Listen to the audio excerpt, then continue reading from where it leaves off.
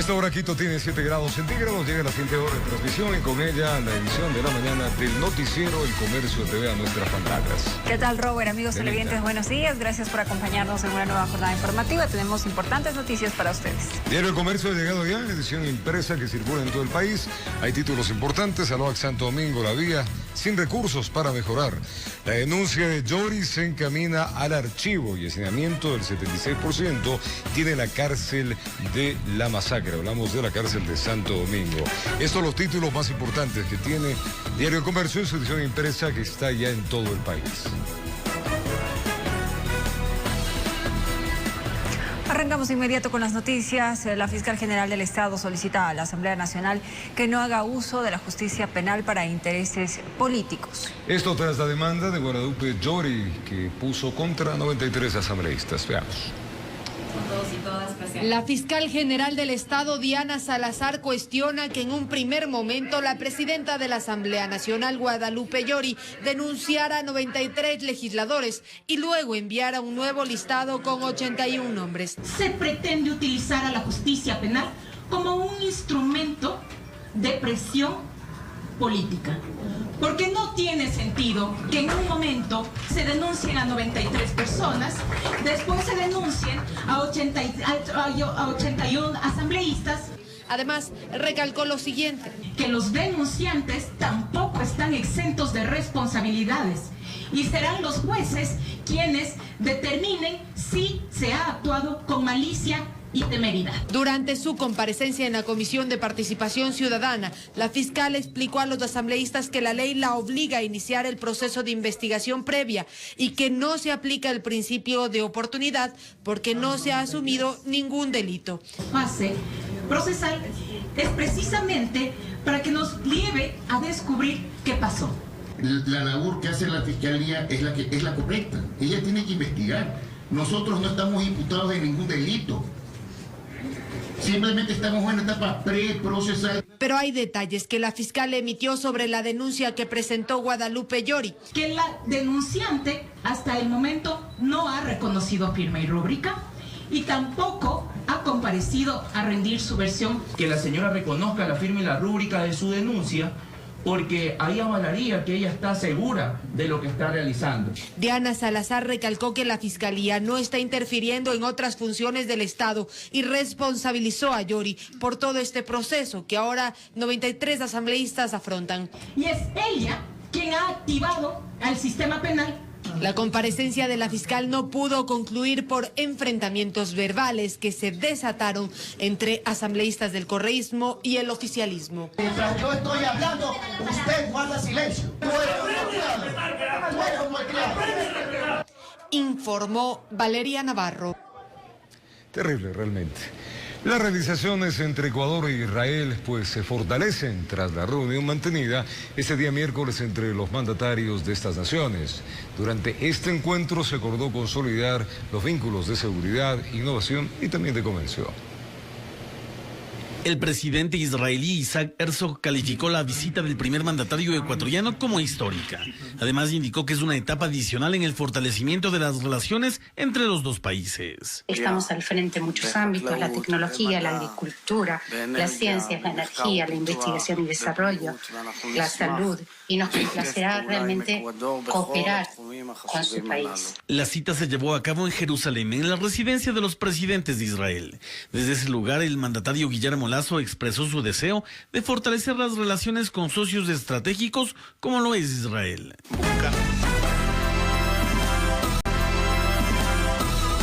Recomendaciones en el cambio para las futuras elecciones. Volvemos nuevamente a la nota anterior. Hablábamos de las relaciones que existen entre Ecuador e Israel y estas se fortalecieron evidentemente en la reunión que se mantuvo. Los detalles le contamos. El presidente israelí Isaac Herzog calificó la visita del primer mandatario ecuatoriano como histórica.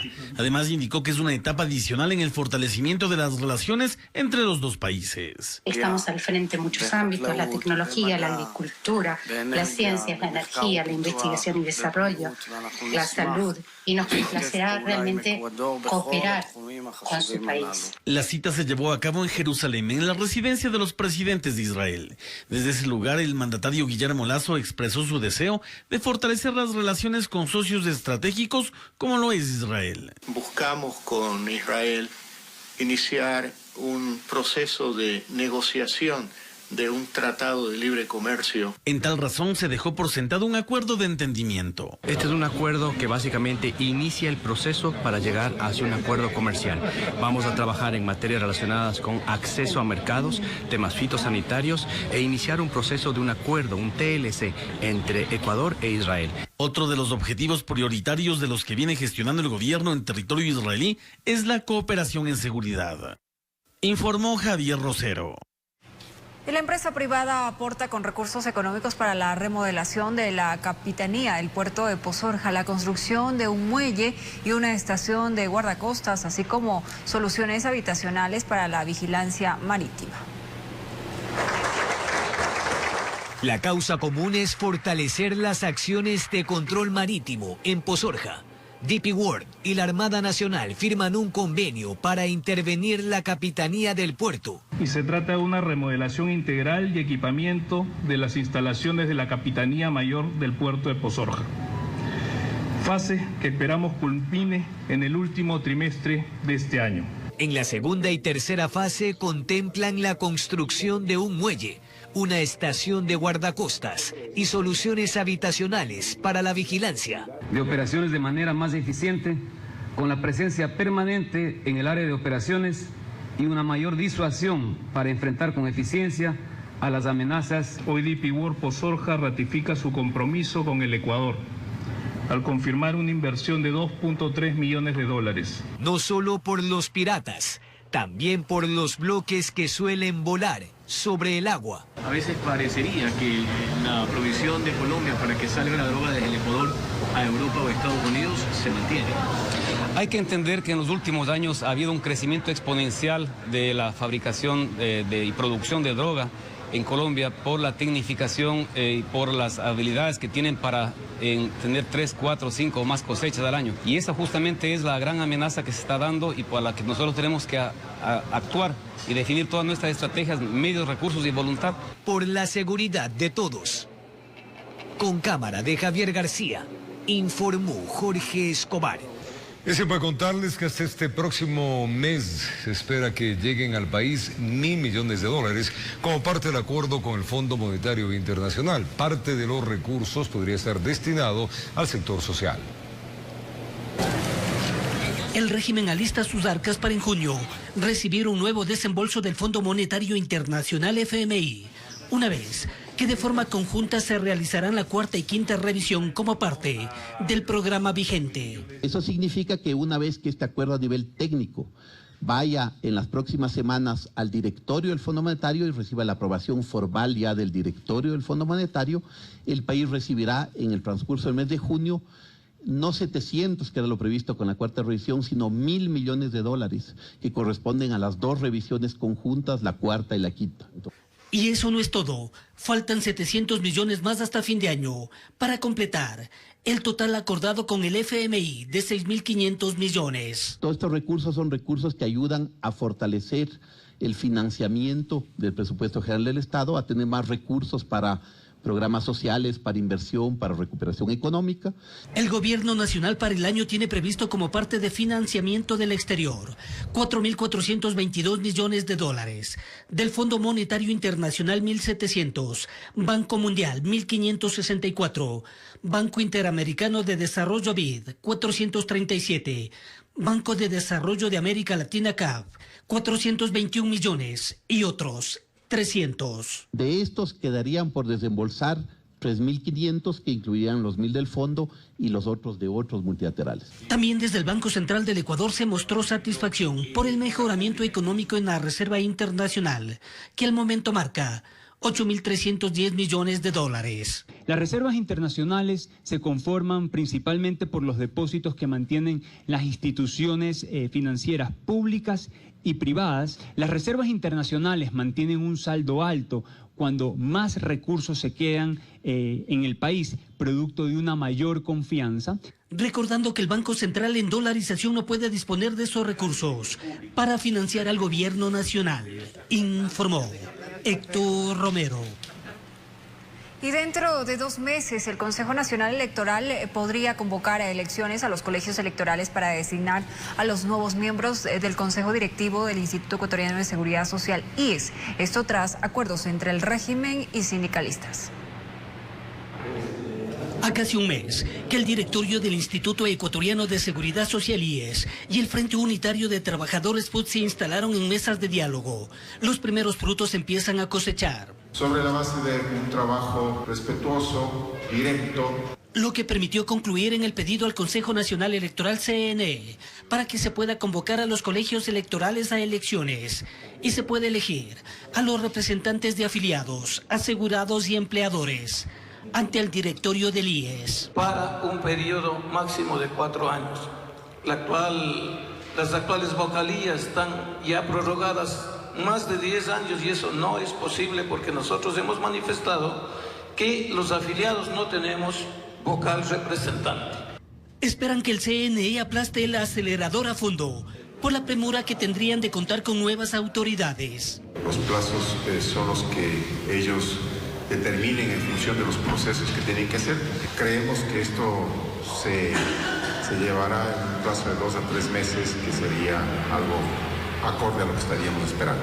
Donde se estaría complicando la situación es en la mesa sobre posibles reformas laborales. No hay avance porque el gobierno nacional persiste en su política de precarización de las condiciones de trabajo. Lo que han planteado también es el tema de la jornada partida, horarios en la mañana, tarde y noche, 2 leyes paralelas. Todo eso no vamos a aceptar, a pesar que con ellos nos vamos a reunir el día 27 de mayo. Informó Héctor Romero. Momento de una pausa. Al regresar el ministro. Y el borrador del reglamento de alojamiento temporal en inmuebles para uso turístico y plataformas de economía compartida generó rechazo entre quienes realizan este tipo de negocios. Mediante un comunicado, el Ministerio de Turismo manifestó que el objetivo del documento es que la operación de estos negocios sea más rápida y ágil. El documento borrador, que busca generar normas mínimas para negocios de hospedaje que operan bajo plataformas digitales, viene construyéndose desde 2019. En el mismo, varios actores del sector han participado. Estamos hablando de 2 cosas aquí prácticamente. Uno es el registro turístico, que eso es un proceso online que es fácil, y la LUAF, que obviamente va atada directamente al tema de los GATS. Y los GATS tienen la posibilidad y la potestad de poder configurar cualquier cantidad de requerimientos nuevos o definir cuándo, dónde y por qué haya un arrendamiento temporal en cada una de las ciudades.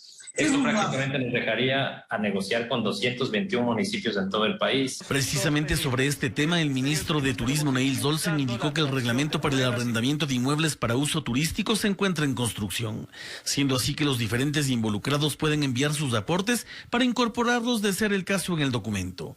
Esto no tiene contentos a quienes son parte de este negocio. Lamentablemente recibimos un borrador que prácticamente es un asímil del mismo que recibimos con el gobierno pasado, así que nos extraña. En el borrador, en el anexo 1, por ejemplo, se señala que los lugares de alojamiento deberán tener lavadora o área de lavado, así como de secado o área de secado, situación que en varios giros de negocio tienen una lógica distinta y se señala sería complicado cumplirse. Para darte un ejemplo, si es que estamos en la selva y la selva solamente están hamacas y está una carpa, yo puedo ser un Airbnb.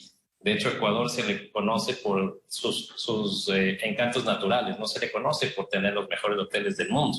Así que el turista, la oferta que actualmente se mantiene ya en la plataforma, a todas estas personas que ofrecen casas en el árbol, que ofrecen carpas, que ofrecen bungalows, que ofrecen tipis, prácticamente quedarían fuera igualmente del reglamento. Así que... El acuerdo será expedido mediante un acuerdo ministerial y las observaciones al mismo podrán hacerlo los interesados hasta el lunes 16 de mayo. Informó Javier Rosero. Y preste atención, la gasolina Super presentará una reducción en su precio, es decir, que desde el día 12 de mayo al 11 de junio, el valor se mantendrá en 4.49 centavos cada galón, lo que coloca el valor de la Super en 17 centavos menos. Esta reducción tiene que ver con la caída del precio del barril de petróleo WTL hasta el 11 de este mes. El precio se mantendrá en $4.66. Y tenemos más noticias, amigos televidentes. Concejales de la Comisión de Movilidad del municipio de Quito dudan que la Agencia Metropolitana de Tránsito cuente para el 1 de julio con la empresa que brinde el servicio de revisión técnica vehicular. El proceso contractual estaría en su fase inicial y aseguran que los tiempos no alcanzarían. Restan menos de 2 meses para que arranque el proceso de calendarización para la revisión técnica vehicular en el Distrito Metropolitano de Quito. Y dentro de la Comisión de Movilidad del municipio, dudan que en este tiempo la Agencia Metropolitana de Tránsito logre contar con la empresa operadora que brinde este servicio. Hemos escuchado a la señora directora de la MT que los tiempos van a dar, que son suficientes. Sinceramente, a mí me quedan mis dudas. Y las tareas yo no veo que estén completas y todavía falta mucho trabajo por hacer. Esperaría equivocarme y no creo que se harán todas las cosas en un mes. Yo creo que no. Sin embargo, más allá de mi criterio, si alcanzan o no los tiempos contractuales, debe ser sí o sí, porque no es que se comprometieron con el Consejo, se comprometieron con toda la ciudadanía. Más aún cuando el proceso contractual estaría apenas empezando, ya que el operador será elegido a través de un concurso, mismo que a decir de las ediles lleva su tiempo, pues debe cumplir con requisitos y estándares de calidad. Primero, el control del aire, es decir, una gestión ambiental, y lo otro es la revisión de estándares de calidad, de buen estado mecánico de los vehículos. En abril de este año, la AMT tenía que liquidar a las 2 empresas que brindaban este servicio. Sin embargo, este proceso aún está en camino. Así lo informó la propia directora de la institución, Silvana Vallejo, en su última comparecencia ante la Comisión de Movilidad a finales de abril. Estamos en este momento en un proceso de mediación que esperamos que, si no hay mayores observaciones, 10 de mayo se puede empezar a hacer el acta de liquidación. Allí garantizó que el 1 de julio se contará con el operador. Incluso indicó que ya contaban con interesados. 8 manifestaciones de interés. Nosotros exigimos que se entregue más detalles técnicos de cuál es su oferta. Nosotros hemos procedido con el análisis correspondiente. En vista de que vehículos de Quito han tenido que recurrir a otros cantones a realizar este trámite, la Comisión de Movilidad analiza los montos que la ciudad ha dejado de percibir por la falta de revisión técnica vehicular. En Quito informó Adriana Rojas. La falta de una plataforma que recibe y verifique los datos que las operadoras de transporte emiten para el cumplimiento de los parámetros de calidad, dicen los transportistas, sería uno de los factores por el que varias compañías aún no acceden a la actualización de la tarifa. A casi 1 año y medio desde que se aprobó la ordenanza 017 que busca una reestructuración del transporte público en Quito y una actualización de la tarifa, pocas operadoras han cumplido con los requisitos dispuestos por la normativa. Seguimos avanzando, hasta el momento tenemos 19 operadoras de 66 en total que ya tienen autorizado el alza de tarifas. Nosotros somos muy exigentes y rigurosos, no solo en el proceso de aprobación, sino en el proceso posterior de monitoreo y control, ¿no? El gremio de transportistas dicen que la falta de una plataforma que reciba los datos de control y las trabas burocráticas que han recibido en la Secretaría de Movilidad han retrasado sus procesos de actualización. De los 3.020 buses que hay en la ciudad de Quito, 2.850 buses estamos ya instalados los GPS. Hay documentos que están sobre el escritorio del secretario de Movilidad que permanece en el sueño de los justos y que no se despacha. Problemática que en las calles de Quito se ve reflejada en los correteos y carreras por los pasajeros que prefieren ahorrarse los 10 centavos del pasaje. Todavía continúan las carreras porque, como le manifiesto, de un mismo sitio, de un mismo origen, van a un mismo destino, entre 8 y 10 operadoras y por las mismas vías. Desde el Observatorio de Movilidad indican que la falta de controles lo que está incurriendo es que la autoridad inobserve la normativa y perjudicando así a la ciudad entera.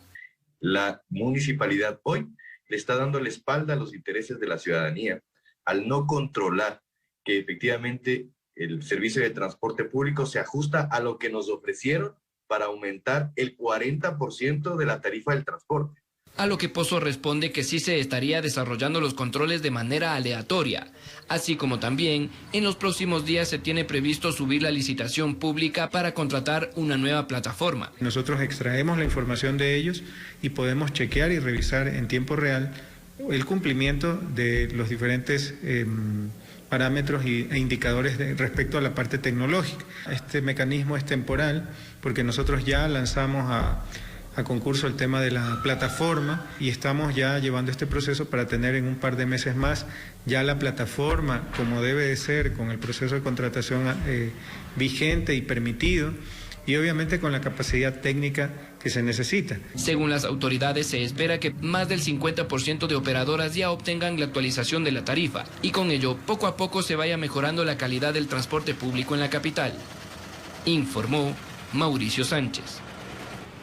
En varias casas de salud existe un incremento de cuadros respiratorios en niños. En el hospital del IES Quito Sur han atendido en promedio hasta 240 menores al día.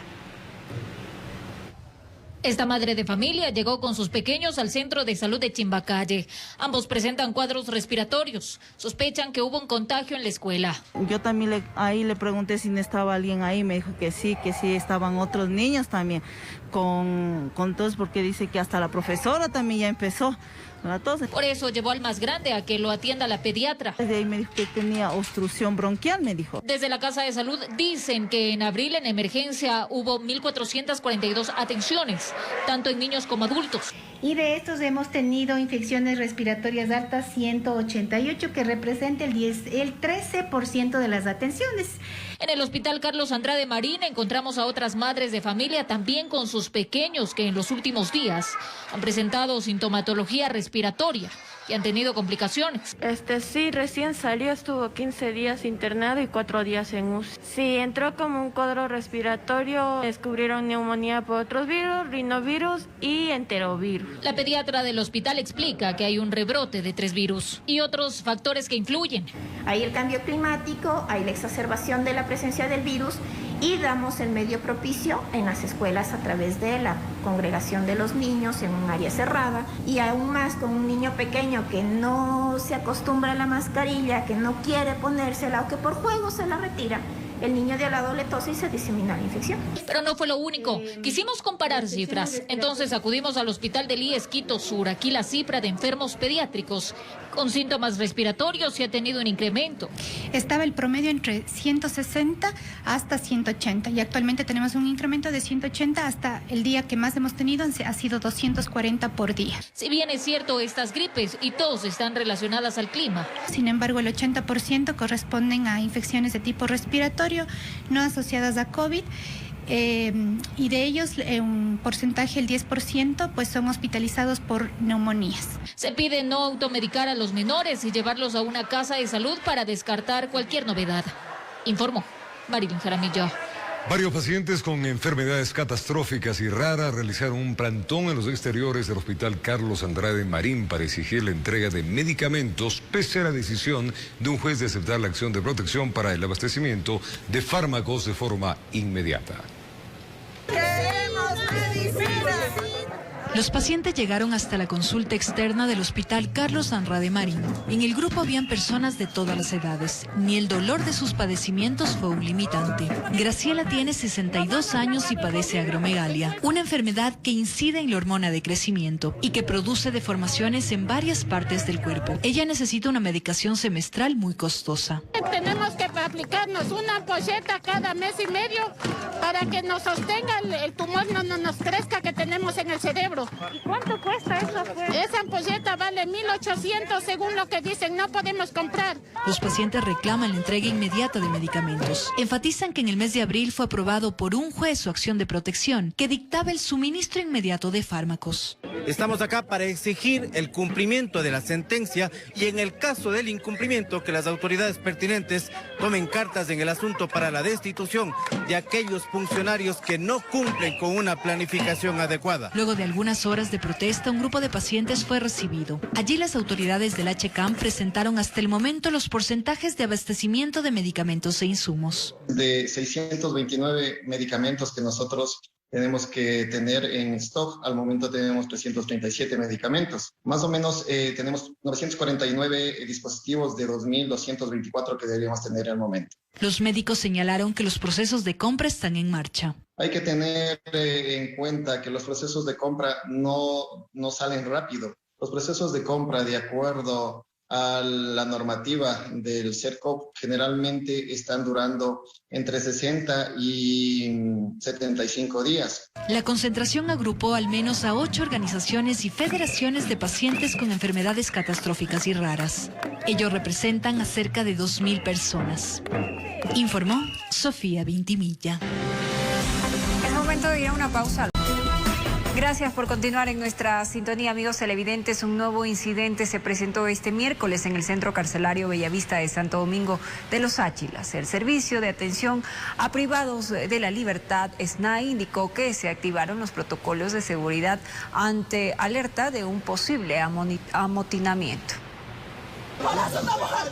En el centro de privación de la libertad Bellavista se volvió a prender la mecha. Esta vez serían reclusos del pabellón de mediana seguridad quienes llegaron a los techos para pedir beneficios penitenciarios.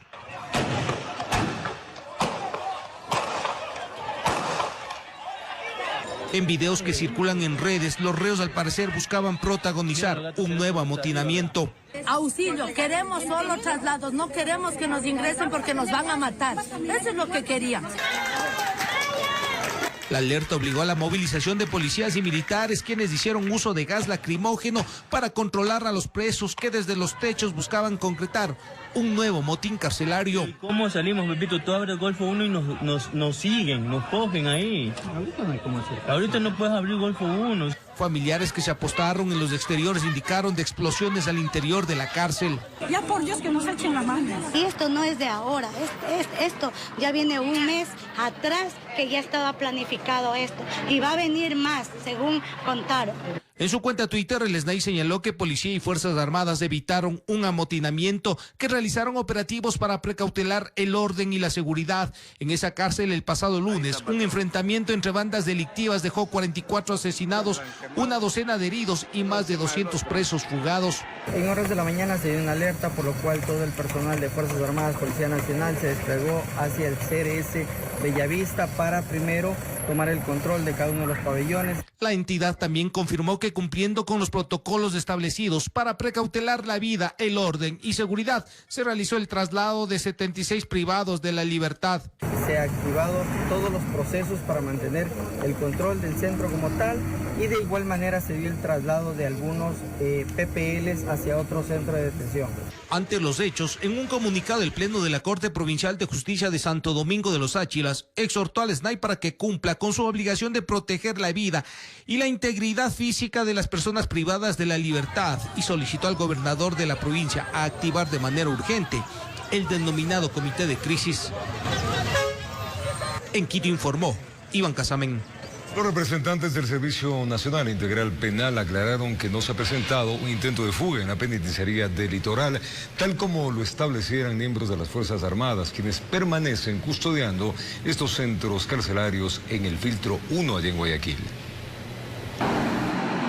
El hecho se habría presentado en horas de la tarde del martes 10 de mayo. Las Fuerzas Armadas lo dio a conocer en su cuenta de Twitter. 5 personas privadas de libertad intentaron fugarse entre los ciudadanos que salían luego de cumplir el horario de visitas en el Centro de Rehabilitación de Guayaquil. Al percatarse de este posible intento de fuga, las Fuerzas Armadas impidieron que logren salir de este centro carcelario. Intentaban mezclarse con los ciudadanos que salían, los familiares que salían de los pabellones. Entonces, en el momento en que abrieron la puerta para la salida de los familiares, ellos salieron corriendo y el personal militar y policial inmediatamente los recapturó. Los que hace mención el infante de Marina serían reos del pabellón número 9. Por dicho pronunciamiento, el Servicio Nacional de Atención Integral a Personas Adultas Privadas de Libertad y a Adolescentes Infractores, SNAI, informó a través de un comunicado. No existe ningún intento de fuga y aclara que las personas privadas de libertad a los que se hace relación se movilizaron durante la salida de visitas dentro de los perímetros del centro. Además que los PPL no evadieron ningún filtro interno de control, puesto que el sitio donde fueron retenidos por personal de las Fuerzas Armadas es parte del complejo penitenciario Guayas. Esa información lastimosamente no es real, toda vez de que el suscrito fue quien tomó el procedimiento a ser el director de este centro. Un grupo de 5 PPLs salieron al umbral de la puerta del pabellón gritando a viva voz que simplemente ellos querían salir de ahí porque temían por sus vidas. Y en efecto fueron cambiados a otro pabellón. Inmediatamente, lógicamente, activamos nosotros los protocolos, tomé contacto con el vocero del respectivo pabellón y se los pusimos a buen recaudo en un lugar, en la parte interna de uno del Centro de Rehabilitación Social Guayas número 1. Luego de este incidente registrado la tarde del martes, el director de la Penitenciaría del Litoral asegura que todo está bajo control e incluso que los guías penitenciarios se encuentran resguardando los distintos pabellones existentes. Y en efecto, la mañana de este miércoles, el ambiente en los exteriores e interiores de la Penitenciaría del Litoral fue tranquilo. Está todo normal, tranquilo. ¿Puede ingresar? Claro, pero sí, esperemos que esto continúe, pero no. Voy a entregar la vitualla a mi hijo. ¿No tuvo inconveniente? No, nada, todo está bien, todo revisando, con tal que vaya correctamente, no hay ningún problema. Tanto Fuerzas Armadas permanecían en el primer filtro como los policías y guías penitenciarios en sus respectivos puestos. Informó Carlos Julio Gurumendi. Y tras la masacre en la cárcel de Santo Domingo, que dejó 44 muertos, las autoridades pudieron constatar varios huecos que algunos reos hicieron en las paredes para poder escapar. Entre tanto, el gobierno renovó acuerdos de cooperación con Israel en seguridad e inteligencia. Tras los hechos de violencia suscitados en el Centro de Privación de Libertad Bellavista de Santo Domingo, personal policial de las Fuerzas Armadas y del SNAI realizaron un recorrido constatando que los presos hicieron varios huecos en la infraestructura del centro carcelario, como en el área de carpintería y habitaciones para poder escapar. También se encontraron casquillos, huellas de los impactos de bala en las paredes y ventanales. Son los daños en la infraestructura que quedan como evidencia de la masacre registrada en la cárcel de Santo Domingo el pasado lunes, donde 44 reos fueron asesinados. Por su parte, el presidente Guillermo Lasso en su viaje a Israel visitó una empresa líder en seguridad y desde allá se refirió a la situación carcelaria en nuestro país. Apenas aterrizamos en Israel, tuve la mala noticia de un nuevo amotinamiento en una cárcel del Ecuador, donde las bandas de narcotráfico disputan territorios tanto en las calles como en las cárceles. Indicó cuáles son los requerimientos indispensables para hacer frente a la inseguridad.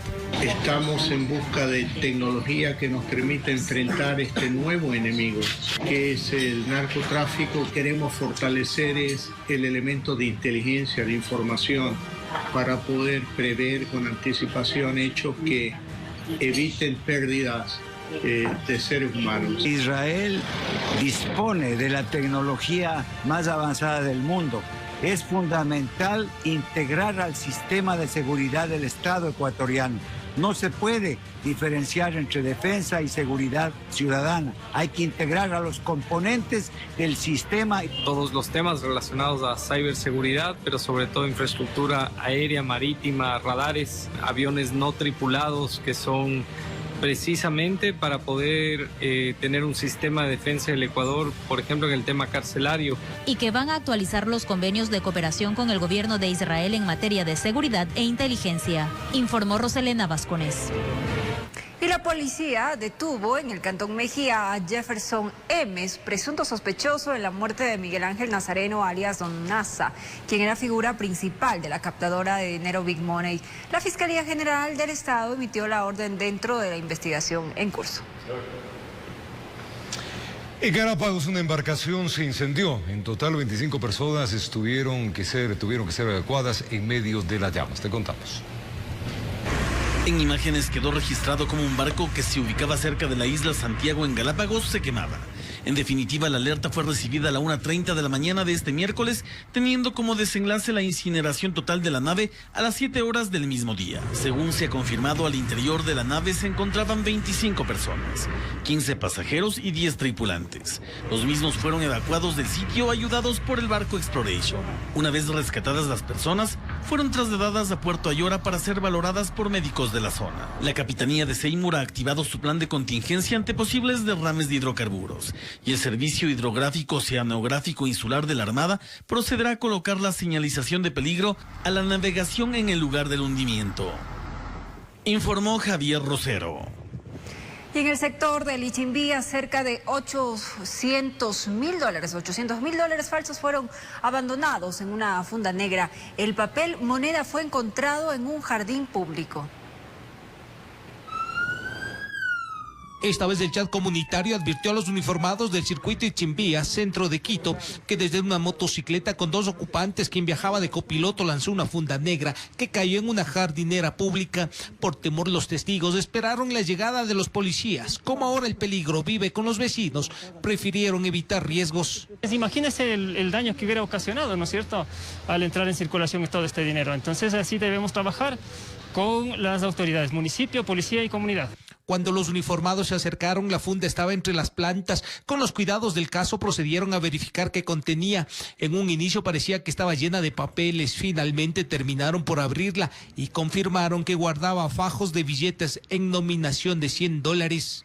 De similares características a los originales, con series. Para el levantamiento de evidencias coordinaron con personal de criminalística. Tras realizar el respectivo conteo, confirmaron que guardaba $800.000 falsos. Por ahora desconocen por qué dejaron los billetes botados y huyeron del lugar.